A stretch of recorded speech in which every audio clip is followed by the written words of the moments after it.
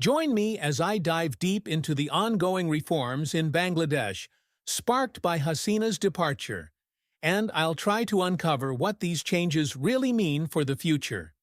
Sheikh Hasina, the current Prime Minister of Bangladesh, has been a dominant figure in the country's politics for decades. Her departure from the political scene has sent shockwaves across the nation, and people are wondering what this means for the country's future. As the head of the ruling Awami League Party, Hasina has been instrumental in shaping Bangladesh's politics, economy, and society. Her exit has raised questions about the potential reforms that could be implemented, and it's essential to understand the implications of these changes.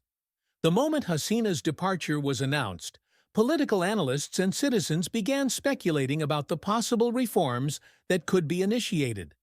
There's a sense of uncertainty in the air, with many wondering if this is an opportunity for Bangladesh to adopt more democratic principles or if it'll lead to further authoritarianism. Experts believe that one of the most significant reforms could be the introduction of a more transparent and accountable system of governance. This could lead to a greater separation of powers between the executive, legislature, and judiciary, reducing the concentration of power in the hands of a single individual.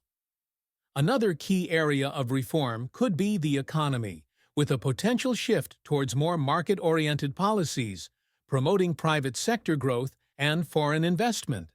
Some experts also point to the need for electoral reforms, ensuring that elections are free and fair and the voices of all citizens are represented.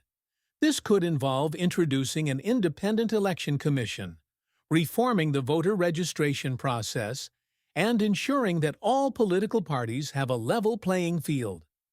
Another crucial area of reform is the need to address human rights violations, particularly in relation to freedom of speech and assembly. The potential reforms also include significant social changes, such as the introduction of a more inclusive education system, promoting gender equality and social justice. This could involve revising the curriculum to include more diverse perspectives, promoting vocational training, and increasing access to education for marginalized communities. However, not everyone is optimistic about the potential reforms. Some critics argue that the lack of a clear succession plan and the concentration of power in the hands of a few individuals could lead to further instability and authoritarianism.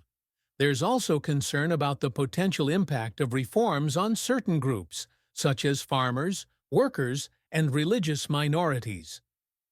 One of the most contentious reform proposals is the introduction of a federal system, which could lead to greater autonomy for regional governments and a more decentralized system of governance. However, opponents argue that this could lead to the fragmentation of the country and create new social and economic divisions.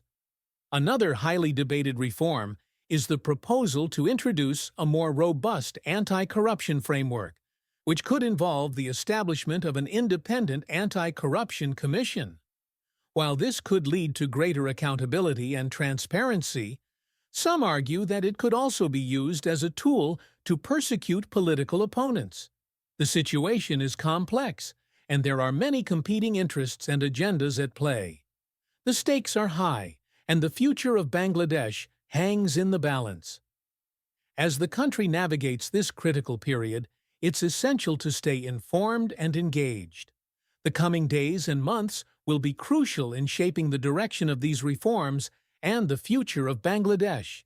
It's vital that citizens, policymakers, and civil society organizations work together to ensure that any changes are inclusive, transparent, and accountable to the people. The departure of Sheikh Hasina has sparked a chain reaction of events that could have far-reaching consequences for Bangladesh. As we navigate this uncertain landscape, it's essential to stay vigilant and critical, ensuring that the interests of the people are prioritized. What do you think about the potential reforms in Bangladesh? Share your opinions in the comments below and subscribe for more geopolitics news and analyses.